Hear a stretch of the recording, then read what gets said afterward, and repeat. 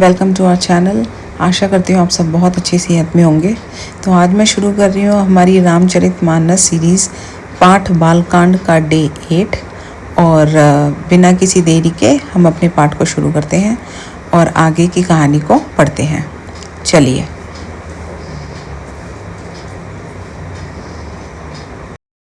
इस प्रकार कहकर मैना पति के चरणों पर मस्तक रखकर गिर पड़ी। तब हिमवान ने प्रेम से कहा, चाहे चंद्रमा में अग्नि प्रकट हो जाए पर नारद जी के वचन झूठे नहीं हो सकते। हे प्रिय, सब सोच छोड़कर श्री भगवान का स्मरण करो। जिन्होंने पार्वती जी को रचा है वे ही कल्याण करेंगे। अब यदि तुम्हें कन्या पर प्रेम है तो जाकर उसे यह शिक्षा दो कि वह ऐसा तप करे जिससे शिवजी मिल जाए। दूसरे उपाय से यह क्लेश नहीं मिटेगा। नारद जी के वचन रहस्य से युक्त और सकारण हैं और शिवजी समस्त सुंदर गुणों के भंडार हैं। यह विचार कर तुम संदेह को छोड़ दो। शिवजी सभी तरह से निष्कलंक है। पति के वचन सुन मन में प्रसन्न होकर मैना उठकर तुरंत पार्वती के पास गई। पार्वती को देखकर उनकी आंखों में आंसू भर गए। उसे स्नेह के साथ गोद में बिठा लिया, फिर बार बार उसे हृदय से लगाने लगी। प्रेम से मैना का गला भर आया। कुछ कहा नहीं जाता था। जग जननी भवानी जी तो सर्वज्ञ ठहरी। वे माता को सुख देने वाले कोमल वाणी से बोली,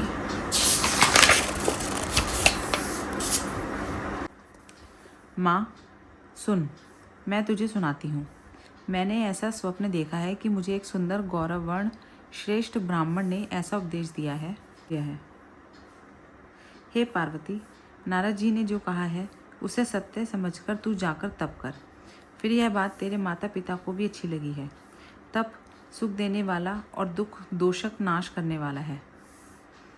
तप के बल से ही ब्रह्मा संसार को रचते हैं और तप के बल से ही विष्णु सारे जगत का पालन करते हैं। तप के बल से ही शंभु संहार करते हैं और तप के बल से ही शेष जी पृथ्वी का भार धारण करते हैं। हे भवानी, सारी सृष्टि तप के ही आधार पर है। ऐसा जी में जानकर तू जाकर तप कर। यह बात सुनकर माता को बड़ा अचरज हुआ और उसने हिमवान को बुलाकर वह स्वप्न सुनाया। माता पिता को बहुत तरह से समझाकर बड़े हर्ष के साथ पार्वती जी तप करने के लिए चली। प्यारे कुटुंबी पिता और माता सब व्याकुल हो गए। किसी के मुंह से बात नहीं निकली। तब वेदशिरा मुनि ने आकर सबको समझाकर कहा, पार्वती जी की महिमा सुनकर सबको समाधान हो गया। प्राणपति के चरणों के हृदय में धारण करके पार्वती जी वन में जाकर तप करने लगी। पार्वती जी का अत्यंत सुकुमार शरीर तप के योग्य नहीं था, तो भी पति के चरणों का स्मरण करके उन्होंने सब भोगों को तज दिया। स्वामी के चरणों में नित्य नया अनुराग उत्पन्न होने लगा और तप में ऐसा मन लगा कि शरीर की सारी सुध बिसर गई। 1000 वर्ष तक उन्होंने मूल और फल खाए, फिर 100 वर्ष साग खाकर बिताए। कुछ दिन जल और वायु का भोजन किया और फिर कुछ दिन कठोर उपवास किए। जो बेलपत्र सूखकर पृथ्वी पर गिरते थे 3000 वर्ष तक उन्हीं को खाया। फिर सूखे पर्ण भी छोड़ दिए। तभी पार्वती का नाम अपर्णा हुआ। तब से उमा का शरीर क्षीण देखकर आकाश से गंभीर ब्रह्मावाणी हुई, हे पर्वतराज की कुमारी, सुन, तेरा मनोरथ सफल हुआ। तू अब सारे असहाय क्लेशों को त्याग दे। अब तुझे शिवजी मिलेंगे। हे भवानी, धीर, मुनि और ज्ञानी बहुत बड़े हुए, पर ऐसा तप किसी ने नहीं किया। अब तू इस श्रेष्ठ ब्रह्मा की वाणी को सदा सत्य और निरंतर पवित्र जानकर अपने हृदय में धारण कर। जब तेरे पिता बुलाने को आवे तब हट छोड़कर घर चली जाना, और जब तुम्हें सप्तऋषि मिले तब इस वाणी को ठीक समझना। इस प्रकार आकाश से कही हुई ब्रह्मा की वाणी को सुनते ही पार्वती जी प्रसन्न हो गई और हर्ष के मारे उनका शरीर पुलकित हो गया। मैंने पार्वती का सुंदर चरित्र सुनाया, अब शिवजी का सुहावन चरित्र सुनो। जब से सती ने जाकर शरीर त्याग किया तब से शिवजी के मन में वैराग्य हो गया। वे सदा श्री रघुनाथ जी का नाम जपने लगे और जहाँ तहाँ श्री रामचंद्र जी के गुणों की कथाएं सुनने लगे।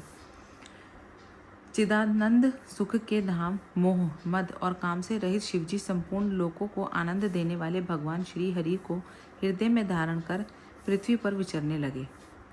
वे कहीं मुनियों को ज्ञान का उपदेश करते और कहीं श्री रामचंद्र जी के गुणों का वर्णन करते थे। यद्यपि सुजान शिवजी निष्काम हैं, तो भी वे भगवान अपने भक्त के वियोग के दुख से दुखी हैं। इस प्रकार बहुत समय बीत गया। श्री रामचंद्र जी के चरणों में नित्य नई प्रीति होती रही है। शिवजी के नियम, प्रेम और उनके हृदय में भक्ति की अटल टेक को श्री रामचंद्र जी ने देखा। तब कृतज्ञ, कृपालु रूप और शील के भंडार महान तेजपुत्र भगवान श्री रामचंद्र जी प्रकट हुए। उन्होंने बहुत तरह से शिवजी की सराहना की और कहा कि आपके बिना ऐसा कठिन व्रत कौन निभा सकता है। श्री रामचंद्र जी ने बहुत प्रकार से शिवजी को समझाया और पार्वती का जन्म सुनाया। कृपा निधान श्री रामचंद्र जी ने विस्तार पूर्वक पार्वती जी के अत्यंत पवित्र करने का वर्णन किया। फिर उन्होंने शिवजी से कहा, हे शिवजी, यदि मुझ पर आपका स्नेह है तो अब आप मेरी विनती सुनिए। मुझे यह मांगे दीजिए कि आप जाकर पार्वती के साथ विवाह कर लें। शिवजी ने कहा, यद्यपि ऐसा उचित नहीं है, परंतु स्वामी की बात भी मेटी नहीं जा सकती। हे नाथ, मेरा यही परम धर्म है कि मैं आपकी आज्ञा को सिर पर रखकर उसका पालन करूं। माता, पिता, गुरु और स्वामी की बात को बिना ही विचारे शुभ समझकर करना चाहिए। फिर आप तो सबसे प्रकार से मेरे परम हितकारी हैं। हे नाथ, आपकी आज्ञा मेरे सिर पर है। शिवजी की भक्ति, ज्ञान और धर्म से युक्त वचन रचना सुनकर प्रभु रामचंद्र जी संतुष्ट हो गए। प्रभु ने कहा, हे हर, आपकी प्रतिज्ञा पूरी हो गई। अब हमने जो कहा है उसे हृदय में रखना। इस प्रकार कहकर श्री रामचंद्र जी अंतर्ध्यान हो गए। शिवजी ने उनकी वह मूर्ति अपने हृदय में रख ली। उसी समय सप्तऋषि शिवजी के पास आए। प्रभु महादेव जी ने उनसे अत्यंत सुहावने वचन कहे। आप लोग पार्वती के पास जाकर उनकी प्रेम की परीक्षा लीजिए और हिमाचल को कहकर उन्हें पार्वती को लिवा लाने के लिए भेजिए तथा पार्वती को घर भिजवाइए और उनके संदेह को दूर कीजिए। ऋषियों ने वहां जाकर पार्वती को कैसी देखा, मानो मूर्तिमान तपस्या ही हो। मुनि बोले, हे शैल कुमारी, सुनो, तुम किस लिए इतना कठोर तप कर रही हो? तुम किसकी आराधना करती हो और क्या चाहती हो? हमसे अपना सच्चा भेद क्यों नहीं कहती? पार्वती ने कहा, बात कहने में मन बहुत सकुचाता है। आप लोग मेरी मूर्खता सुनकर हंसेंगे। मन ने हठ पकड़ लिया है, वह उपदेश नहीं सुनता और जल पर दीवार उठाना चाहता है। नारद जी ने जो कह दिया उसे सत्य जानकर मैं बिना ही पंख के उड़ना चाहती हूँ। हे मुनियों, आप मेरा अज्ञान तो देखिए कि मैं सदा शिवजी को ही पति बनाना चाहती हूँ। पार्वती जी की बात सुनते ही ऋषि लोग हंस पड़े और बोले, तुम्हारा शरीर पर्वत से ही तो उत्पन्न हुआ है। भला कहो तो नारद का उपदेश सुनकर आज तक किसका घर बसा है? उन्होंने जाकर दक्ष के पुत्रों को उपदेश दिया था, जिससे उन्होंने फिर लौटकर घर का मुंह भी नहीं देखा। चित्रकेतु के घर को नारद ने ही चौपट किया। फिर यही हाल हिरण्य कश्यप का हुआ। जो स्त्री पुरुष नारद की सीख सुनते हैं वे घर बार छोड़कर अवश्य ही भिखारी हो जाते हैं। उनका मन तो कपटी है, शरीर पर सज्जनों के चिन्ह हैं, वे सभी को अपना समान बनाना चाहते हैं। उनके वचनों पर विश्वास मानकर तुम ऐसा पति चाहती हो जो स्वभाव से ही उदासीन, गुणहीन, निर्लज, बुरे वेश वाला, नर कपालों की माला पहनने वाला, कुलहीन, बिना घर का बारका, नंगा और शरीर पर सांपों को लपेटे रखने वाला है। ऐसे वर के मिलने से कहो तुम्हें क्या सुख होगा। तुम उस ठग नारद के बहकावे में आकर खूब भूली। पहले पंचों के कहने से शिव ने सती से विवाह किया था, परंतु फिर उसे त्याग कर मरवा डाला। अब शिव को कोई चिंता नहीं रही, भीख मांगकर खा लेते हैं और सुख से सोते हैं। ऐसे स्वभाव से ही अकेले रहने वालों के घर भी भला क्या कभी स्त्रियां टिक पाती हैं? अब भी हमारा कहाँ मानो, हमने तुम्हारे लिए अच्छा वर विचारा है। वह बहुत ही सुंदर, पवित्र, सुखदायक और सुशील है, जिसका यश और लीला वेद गाते हैं। वह दोषों से रहित, सारे सद्गुणों की राशि, लक्ष्मी का स्वामी और वैकुंठपुरी का रहने वाला है। हम ऐसे वर को लाकर तुमसे मिला देंगे। यह सुनते ही पार्वती जी हंसकर बोली, आपने सत्य ही कहा कि मेरा यह शरीर पर्वत से उत्पन्न हुआ है, इसलिए हट नहीं छूटेगा। शरीर भले ही छूट जाए, सोना भी पत्थर से ही उत्पन्न होता है, सो वह जलाए जलने पर भी अपने स्वभाव को नहीं छोड़ता। अतः मैं नारद जी के वचनों को नहीं छोड़ूंगी, चाहे घर बसे या उजड़े। इससे मैं नहीं डरती। जिसको गुरु के वचनों में विश्वास नहीं, उसको सुख और सिद्धि स्वप्रेम में भी सुगम नहीं होती।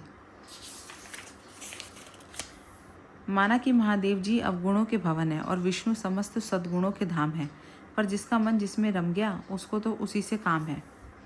हे मुनीश्वरों, यदि आप पहले मिलते तो मैं आपका उपदेश सिर माथे रखकर सुनती, परंतु अब तो मैं अपना जन्म शिवजी के लिए हार चुकी। फिर गुणों दोषों का विचार कौन करे। यदि आपके हृदय में बहुत ही हठ है और विवाह की बातचीत किए बिना आपसे रहा ही नहीं जाता, तो संसार में वर कन्या बहुत हैं। खिलवाड़ करने वालों को आलस्य तो होता नहीं, और कहीं जाकर कीजिए। मेरा तो करोड़ जन्मों तक यही हट रहेगा कि या तो शिवजी को वरूंगी, नहीं तो कुमारी ही रहूंगी। स्वयं शिवजी 100 बार कहें तो भी नारद जी के उपदेशों को ना छोड़ूंगी। जग जननी पार्वती जी ने फिर कहा कि मैं आपके पैरों पड़ती हूँ, आप अपने घर जाइए, बहुत देर हो गई। प्रेम शिवजी में पार्वती जी का ऐसा प्रेम देखकर ज्ञानी मुनि बोले, हे जग जननी, हे भवानी, आपकी जय हो, जय हो। आप माया हैं और शिवजी भगवान हैं। आप दोनों समस्त जगत के माता पिता हैं। यह कहकर मुनि पार्वती जी के चरणों में सिर निवार कर चल दिए। उनके शरीर बार बार पुलकित हो गए। मुनियों ने जाकर हिमवान को पार्वती जी के पास भेजा और वे विनती करके उनको घर ले आए। फिर सप्तऋषियों ने शिवजी के पास जाकर उनको पार्वती जी की सारी कथा सुनाई। पार्वती जी का प्रेम सुनते ही शिवजी आनंदमग्न हो गए। सप्तऋषि प्रसन्न होकर अपने घर ब्रह्मलोक को चले गए। तब सुजान शिवजी मन को स्थिर करके श्री रघुनाथ जी का ध्यान करने लगे। उसी समय तारक नामक असुर हुआ, जिसकी भुजाओं, बल, प्रताप और तेज बहुत बड़ा था। उसने सब लोक और लोकपालकों को जीत लिया। सब देवता सुख और संपत्ति से रहित हो गए। वह अजर अमर था, इसलिए किसी से जीता नहीं जाता था। देवता उसके साथ बहुत तरह की लड़ाइयाँ लड़कर हार गए। तब उन्होंने ब्रह्मा जी के पास जाकर पुकार मचाई। ब्रह्मा जी ने सब देवताओं को दुखी देखा। ब्रह्मा जी ने सबको समझाकर कहा, इस दैत्य की मृत्यु तब होगी जब शिवजी के वीर्य से पुत्र उत्पन्न हो। इसको युद्ध में वही जीतेगा। मेरी बात सुनकर उपाय करो, ईश्वर सहायता करेंगे और काम हो जाएगा। सती जी ने जो दक्ष के यज्ञ में देह का त्याग दिया था, उन्होंने अब हिमाचल के घर जाकर जन्म लिया है। उन्होंने शिवजी को पति बनाने के लिए तप किया है। इधर शिवजी सब छोड़ छाड़ कर समाधि लगा बैठे हैं। यद्यपि है तो बड़े असमंजस की बात, तथापि मेरी एक बात सुनो। तुम जाकर कामदेव को शिवजी के पास भेजो। वह शिवजी के मन में शोभ उत्पन्न करे, उनकी समाधि भंग करे। तब हम जाकर शिवजी के चरणों में सिर रख देंगे और ज़बरदस्ती उन्हें राजी करके विवाह करा देंगे। इस प्रकार से भले ही देवताओं का हित हो, और तो कोई उपाय नहीं है। सबने कहा, यह सम्मति बहुत अच्छी है। फिर देवताओं ने बड़े प्रेम से स्तुति की। तब विष्णु 5 बार बाण धारण करने वाला और मछली के चिन्ह युक्त ध्वज वाला कामदेव प्रकट हुआ। देवताओं ने कामदेव से अपनी सारी विपत्ति कही। सुनकर कामदेव ने मन में विचार किया और हंसकर देवताओं से यूँ कहा कि शिवजी के साथ विरोध करने में मेरी कुशल नहीं है। तथापि मैं तुम्हारा काम तो करूँगा, क्योंकि वे दूसरे के उपकार को परम धर्म कहते हैं। जो दूसरे के हित के लिए अपना शरीर त्याग देता है, संत सदा उसकी बड़ाई करते हैं। यूँ कहकर और सबको सिर निवार कर कामदेव अपने पुष्प के धनुषों को हाथ में लेकर सहायकों के साथ चला। चलते समय कामदेव ने हृदय में ऐसा विचार किया कि शिवजी के साथ विरोध करने से मेरा मरण निश्चित है। तब उसने अपना प्रभाव फैलाया और समस्त संसार को अपने वश में कर लिया। जिस समय उस मछली के चिन्ह वाली ध्वज वाले कामदेव ने कोप किया, उस समय शरण भर में ही वेदों की सारी मर्यादा मिट गई।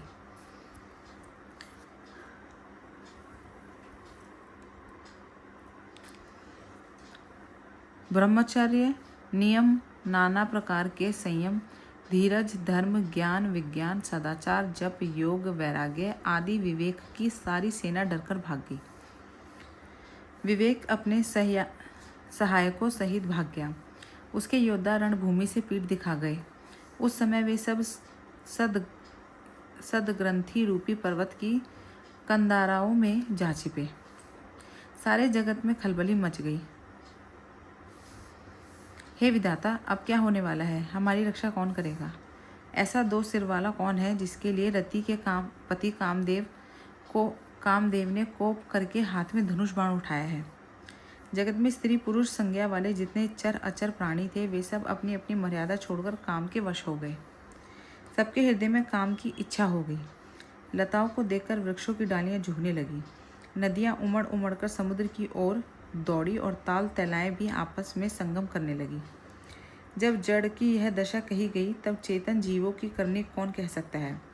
आकाश, जल और पृथ्वी पर विचरने वाले सारे पशु पक्षी समय भूलकर काम के वश हो गए। चलिए दोस्तों, हम आज की रामचरितमानस डे 8 बालकांड सीरीज़ को यहीं समाप्त करते हैं और कल मैं आपके साथ फिर से आती हूँ आगे की कहानी को सुनाने के लिए। तब तक आप अपना ध्यान रखिए। अगर आपने मेरे चैनल को लाइक, शेयर और सब्सक्राइब नहीं किया है तो प्लीज़ ज़रूर कीजिए ताकि आप मेरी कोई भी आने वाली वीडियो को मिस ना करें। और प्लीज़ मुझे कमेंट में बताइए अगर आपको मुझे किसी भी प्रकार का सजेशन देना है या मेरे से कुछ भी गलती या कुछ भी मिस्टेक हुई है तो प्लीज़ मुझे अपने सजेशंस दीजिए ताकि मैं उस पर काम कर सकूं और आगे और अच्छा करने की कोशिश कर सकूं। चलिए, अपना ध्यान रखिए। मिलती हूँ आपसे अगली वीडियो में। धन्यवाद। जय श्री राम।